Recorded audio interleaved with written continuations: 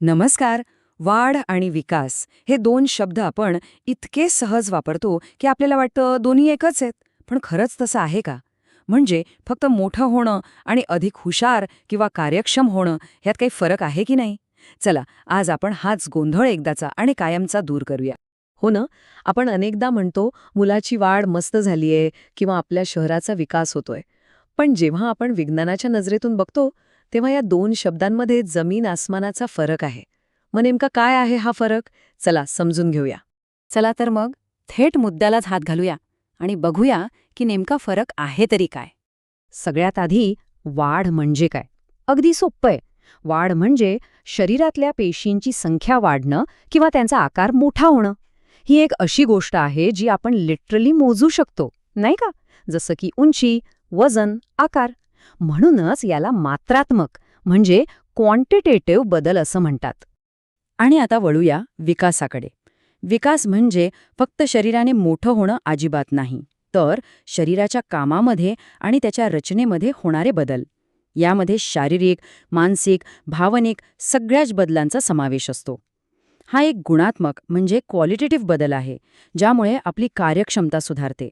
हे आपण मोजू शकत नाही, पण याचा अनुभव नक्कीच घेऊ शकतो. तर मग फरक काय झाला? बघा, वाढ ही फक्त शारीरिक असते, फिजिकल. तर विकास तो सर्वांगीण, ओव्हरऑल असतो. खरं सांगायचं तर वाढ ही विकासाचाच एक छोटासा भाग आहे. पण यातला सगळ्यात महत्त्वाचा मुद्दा काय असेल तर तो हा की वाढ एका ठराविक वयानंतर थांबते, पण विकास मात्र आयुष्यभर सुरूच राहतो. म्हणूनच आपण वाढ मोजू शकतो, पण विकास अनुभवतो. आता हाच फरक अजून सोप्या पद्धतीने समजून घेण्यासाठी आपण एक मस्त उदाहरण घेऊया, वनस्पतींच्या दुनियेतलं. खरंच खूप इंटरेस्टिंग फरक आहे, नाही का? विचार करा, प्राण्यांची वाढ एका ठराविक वयानंतर थांबते, पण वनस्पती त्या आयुष्यभर वाढतच राहतात. त्यांच्यात सतत नवीन पानं, फुलं, फांद्या येतच राहतात. कमाल आहे. पण मग प्रश्न हा पडतो की असं कसं शक्य आहे?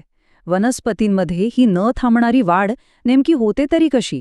यामागे काय सिक्रेट आहे? यामागे खरं तर दोन मुख्य क्रिया आहेत. पहिली, कोशिका विभाजन, जिथे नवीन पेशी तयार होतात त्यांची संख्या वाढते. आणि दुसरी, कोशिका लंबन, जिथे आधीपासून असलेल्या पेशीच लांब होतात, त्यांचा आकार वाढतो. या दोन्ही प्रक्रिया एकत्र येऊन वनस्पतीची भौतिक वाढ होते, म्हणजे तिची उंची आणि आकार वाढतो. पण जरा विचार करा, जरा फक्त पेशींची संख्या आणि आकार वाढतच गेला तर काय होईल? एक नुसता पेशींचा गोळाच तयार होईल ना, त्याला काही अर्थ उरणार नाही. म्हणूनच फक्त वाढणं म्हणजे सगळं काही नाही. आणि इथेच पिक्चरमध्ये येतो विकास. या प्रक्रियेला प्रभेदन किंवा डिफरन्सिएशन म्हणतात. यात काय होतं माहितीये, तर पेशी फक्त वाढत नाहीत, तर त्या एकत्र येतात आणि वेगवेगळी विशेष कामं करायला लागतात. आणि त्यातूनच मग उतके म्हणजे टिश्यूज आणि मग मूळ, खोड, पानं असे वेगवेगळे अवयव तयार होतात. हीच ती गुणात्मक प्रक्रिया आहे, जी फक्त आकार नाही तर एक संपूर्ण कार्यक्षम रचना तयार करते. पण ही वाढ आणि विकासाची इतकी गुंतागुंतीची प्रक्रिया नक्की चालते तरी कशी? चला तर मग या वाढीमागचं सिक्रेट काय आहे ते उलगडूया. वनस्पतीची वाढ काही आपोआप होत नाही. यात अनेक गोष्टींचा हातभार लागतो. सगळ्यात महत्त्वाचे म्हणजे जनुकीय घटक, म्हणजे त्या वनस्पतीच्या डीएनएमध्ये काय आहे.